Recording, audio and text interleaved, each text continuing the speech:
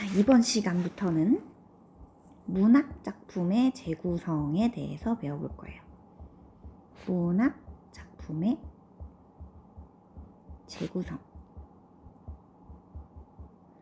자, 무슨 뜻일지 한번 봅시다. 문학작품이라는 거는 여러분들이 알고 있는 그런 문학들을 얘기해요. 뭐 소설, 시, 뭐 그 연극 대본, 동화 이런 것들을 전부 다 문학작품이라고 얘기하고요.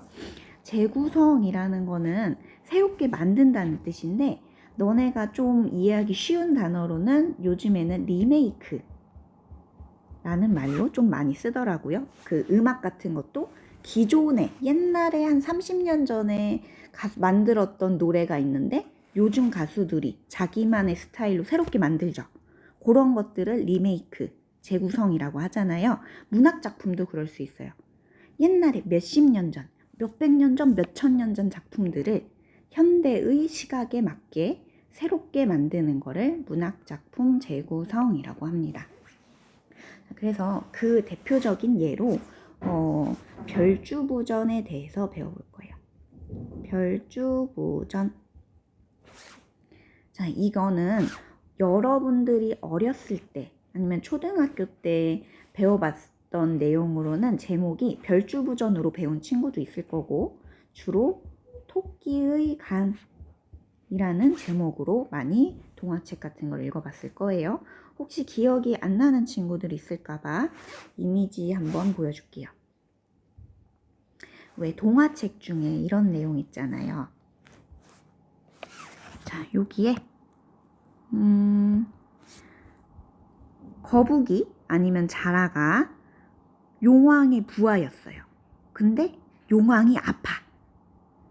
그래서 용왕을 살리기 위해서 거북이가 육지로 갑니다. 토끼의 간을 먹으면 용왕이 낫는데요. 그래서 거북이가 토끼를 꼬드겨가지고 너 용궁에 가면은 벼슬 같은 거 돈 엄청 많이 벌게 해준대. 라고 꼬셔서 이렇게 바닷속으로 데려와요. 그래서 요 용왕의 부하들이 보고 나서 막 이렇게 놀래죠.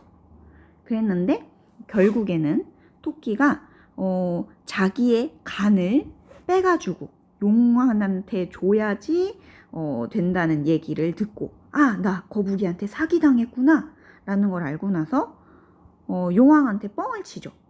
용왕님, 나 간이 사실은 저쪽에 있어. 육지에 있어. 그래서 나는 육지로 가가지고 다시 내 간을 갖고 올게요 라는 얘기를 듣고 용왕이 그거에 속아서 토끼를 놓아준다.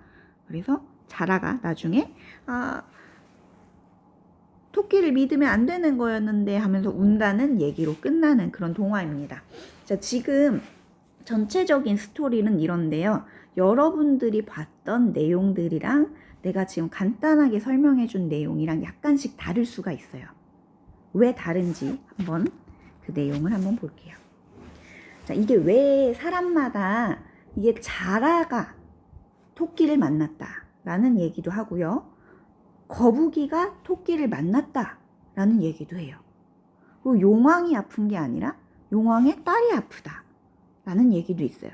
자, 왜 그렇게 얘기가 많으냐면은 이거는 제일 처음에 삼국사기에 실려있던 얘기예요. 삼국사기, 우리 어디에서 들어봤을 텐데. 삼국사기. 우리 이거 지금 1학년들 역사 배우고 있는데 삼국사기 언제 책이에요? 신라 때 얘기를 뭐 고려시대 때 썼다라는 얘기가 있잖아요. 그래서 그 정도로 옛날에 만들어진 책인데, 이때는 구토설화라는 내용으로 정말 짧게 들어가 있어요. 자, 이거는 구자는 거북이 구자예요. 그리고 토는 토끼 토자. 내가 지금 말하는 게 한자죠. 요때는 삼국사기 이걸 만들던 시절이니까 한글이 없었잖아요. 그래서 요때는 한자로 정말 짧게 들어가 있어요. 자, 근데 이 내용이 그 당시에는 우리 막 컴퓨터 게임도 없고 핸드폰도 없고 이랬던 시대니까 요런 토끼가 뭐 자라랑 용왕을 속인다 이런 얘기 자체가 너무너무 재밌던 거야. 그 당시 사람들한테는.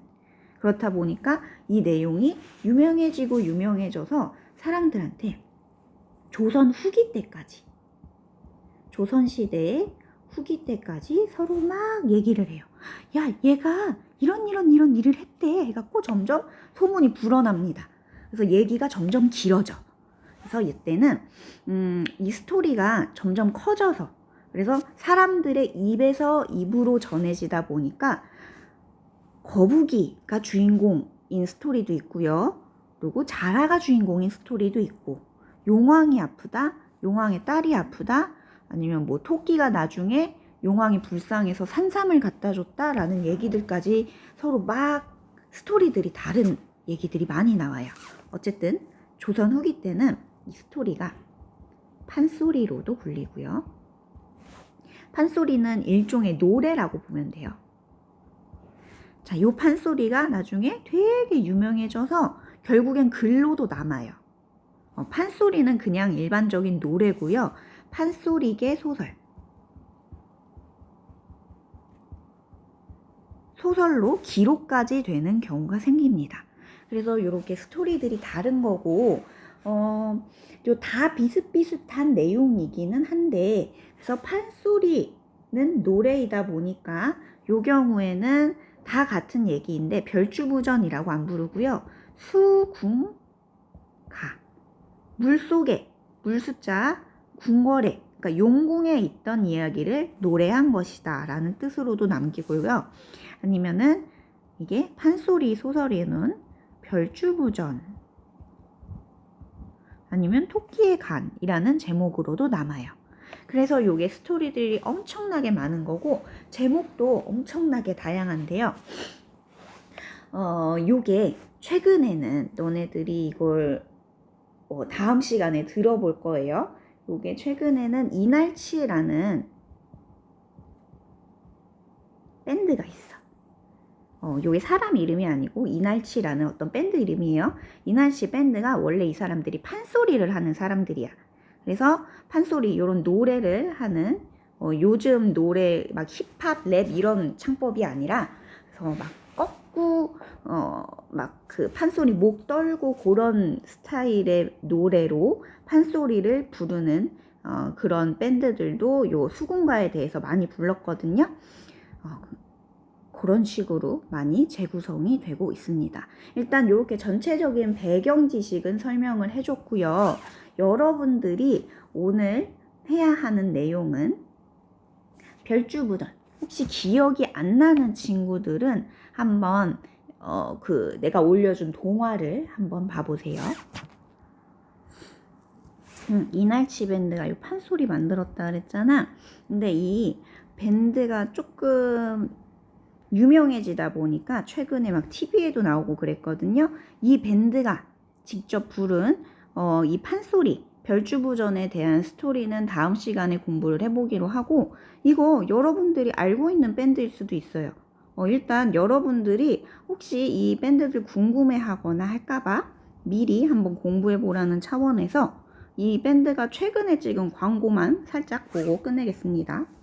자, 요것도 이 스토리를, 이 가사를 밑부분에 나오는 내용을 한번 잘 보세요. 이게 별주부전, 우리가 알고 있는 토끼의 관이랑 살짝 관련이 있습니다. 토끼를 찾아 빌딩 숲 깊은 골에 올라온 별주부. 그 앞으로 범상치 않은 폰이 내려오는디. 혼 내려온다. 지풀림 내려온다. 지금 이게 그 최근 광고로 만들어진 부분이라서 지금 계속 그 G플립이라는 삼성 폰으로 연결이 되는데, 이 앞부분에 있던 가사, 여기 토끼에 대한 얘기 나오고 별주부에 대한 얘기 나오죠. 요 노래 가사에 대한 얘기는 다음 국어 시간에 계속 해보도록 하겠습니다.